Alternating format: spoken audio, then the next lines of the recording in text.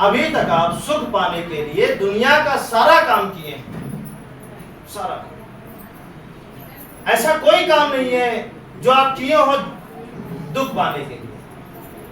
कितने लोग हैं जो काम किए हैं दुख पाने के लिए? कोई नहीं किया हो। दुनिया का आप जो भी काम किए हो सारा काम सुख पाने के लिए किए हैं, है ना? बोलिए ना, हाँ या ना? भले उसके बदले में दुख मिल जाए, लेकिन सुख पाने के लिए सत्य को आप कभी नहीं माने होंगे। माने सच को।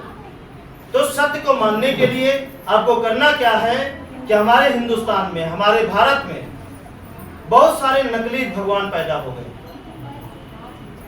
और नकली और असली भगवान का पैदावार, असली भगवान तो जितने थे उतने हैं और उतने ही रहेंगे, लेकिन नकली भगवान की पैदावार गेहूं चावल की तरह है ना? नहीं समझ रहे?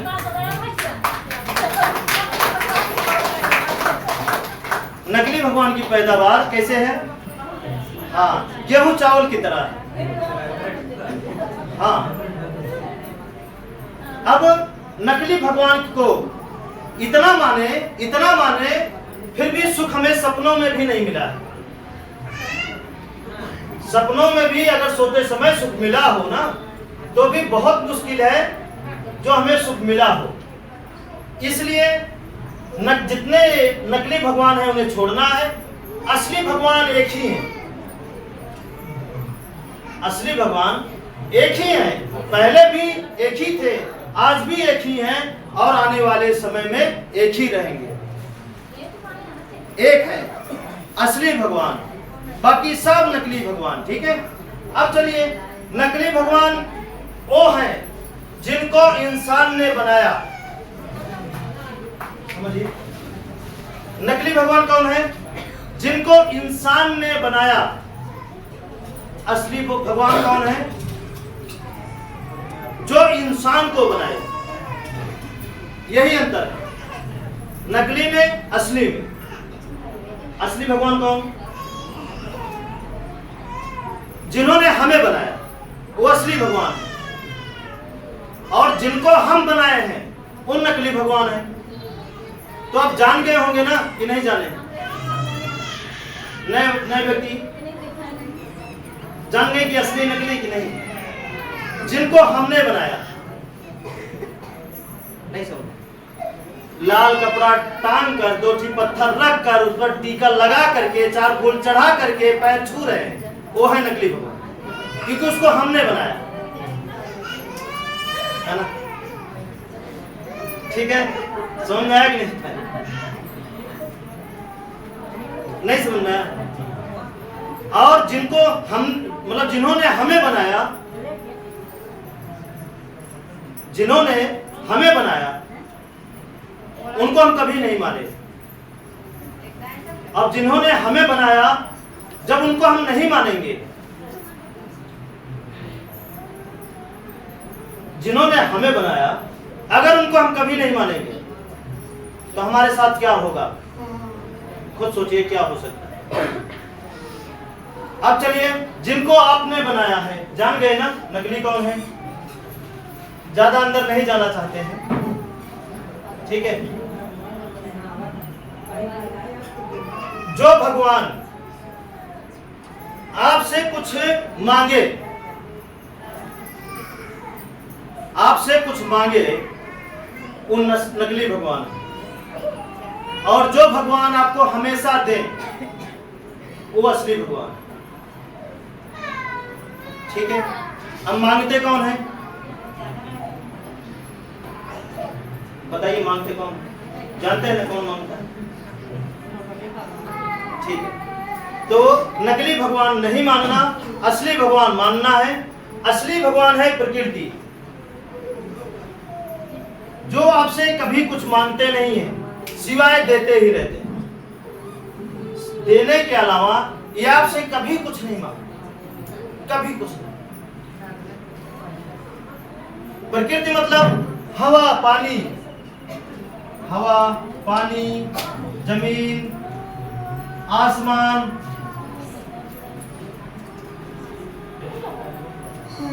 आसमान और सूर्य, ये है असली भगवान। कौन कौन? फिर से देखिए, जमीन, आसमान, सूर्य, हवा, पानी, ये कौन है? असली भगवान। ये आपको सिर्फ देते ही रहते हैं, चाहे ये दुख दे चाहे सुख दे, लेकिन ये देंगे ही, ये लेते नहीं है, ये सिर्फ देते हैं। चाहे दुख दे चाहे सुख दे, चाहे कपड़ा दे चाहे भोजन दे, चाहे घर दे चाहे तूफान दे, ये सिर्फ इनका काम है देना। क्योंकि इनके पास लेने का ऑप्शन नहीं है देने के अलावा। बताइए, अगर पानी को कुछ देना हो तो आप क्या दे सकते हैं? पानी को अगर कुछ देना हो तो आप क्या दे सकते हैं कि हे पानी ले 4 पैसा ले ले। जमीन को कुछ देना हो तो क्या दे सकते हैं? है ना? नहीं दे सकते। हवा को कुछ देना हो तो क्या दे सकते हैं? कुछ नहीं दे सकते। इसलिए आज से असली भगवान को मानना आपको चालू कर देना है। हवा, पानी, जमीन, आसमान, सूर्य को, इन्हीं 5 चीजों को मानना है। क्योंकि जो भी कुछ आपके पास, आपकी शरीर से लेकर के आपसे धन, पैसा, जो भी कुछ है, सारा कुछ इन्हीं का बनाया हुआ है, सब कुछ है। कोई एक चीज बताइए जो नकली भगवान ने बनाया हो, जो आपके पास हो। हम तो कहते हैं नकली भगवान भी इन्हीं से बने हैं। कोई भी भगवान बताइए जो नकली हो और इनसे ना बने।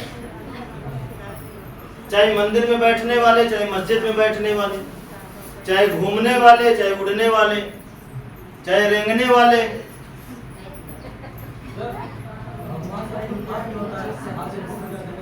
हाँ हाँ वही नकली बता रहे हैं ना, वो तो आप असली बता रहे हैं। आप जो बता रहे हैं भूमि, गगन, है ना, अग्नि, ये असली है। हम नकली की बात कर रहे हैं। तो नकली भगवान भी इन्हीं के द्वारा बने हैं। तो हम डायरेक्ट जो है बीच में दलालों को क्यों पूजें? और जहां दलाल लगे, चाहे वो जमीन हो, चाहे कोर्ट का हो, कचहरी हो, वहां अच्छा काम हो नहीं सकता। तो आपके जीवन में अच्छा काम कैसे होगा? बताइए। चाहे अस्पताल हो, दलाल लग गए तो आपको लूटे, आप गए, हो गए बर्बाद। ठीक है? ये क्या है? ये असली भगवान के, ये असली भगवान है। और जिन्हें आप पूछते थे वो नकली भगवान है। ये असली भगवान को दलाल है। तो दलाल को मानेंगे या डायरेक्ट असली भगवान को मानेंगे? ये डायरेक्ट सबको मिल रहा है। देखिए, हवा सबको नहीं मिल रहा है, जमीन सबके पास नहीं है। बोलिए ना, किसी हाथ उठाइए जिसके पास जमीन ना हो, हवा सांस न लेते हो, बोलिए। पानी जो न पीते हो, हाथ उठाइए कि हमारे पास, हम पानी नहीं पीते हैं। सूर्य की रोशनी नहीं लेते हैं, बोलिए, हाथ उठाइए। सूर्य की रोशनी नहीं लेते हैं, सोचिए ना। सूर्य की रोशनी नहीं लेते हैं, आसमान के नीचे नहीं है। देखिए ना, सारा कुछ आपके जीवन में ये असली भगवान जो भी कुछ है, चारों तरफ है, आपके अंदर भी है, बाहर भी है, कण कण में भी है। ये असली भगवान की बदौलत एक पत्ता नहीं हिलता, न कि राम की बदौलत। कण कण में राम नहीं, कण कण में हवा, पानी, जमीन, आसमान है। आप में भी यही है, हाँ ना? जो बजरंगबली सीना चीर के दिखाए थे कि हाँ देखो हमारे यहाँ राम है ना, वो राम नहीं, हवा पानी है वहां, जो सबके सीने में है। नहीं है, बेवकूफ बना दिए फालतू। बात समझ रहे कि नहीं? चाहे गाना चलाने के लिए, चाहे कुछ भी करने के लिए, लेकिन असलियत यही है। जो कुछ है ये है। ठीक है? अब देखिए, इसके साथ साथ आपको क्या करना है। जैसे अभी मकान का नक्शा बताए थे, उसको बना करके उसके अनुसार रहना बहुत जरूरी है।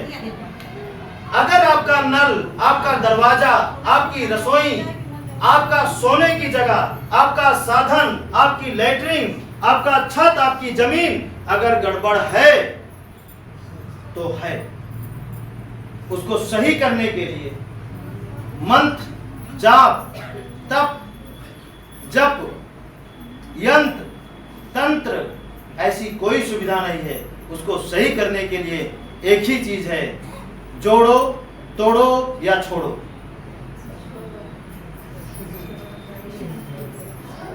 जोड़ो या तो उसे तोड़ो या तो उसे छोड़ो, तीन के अलावा कोई रास्ता नहीं है।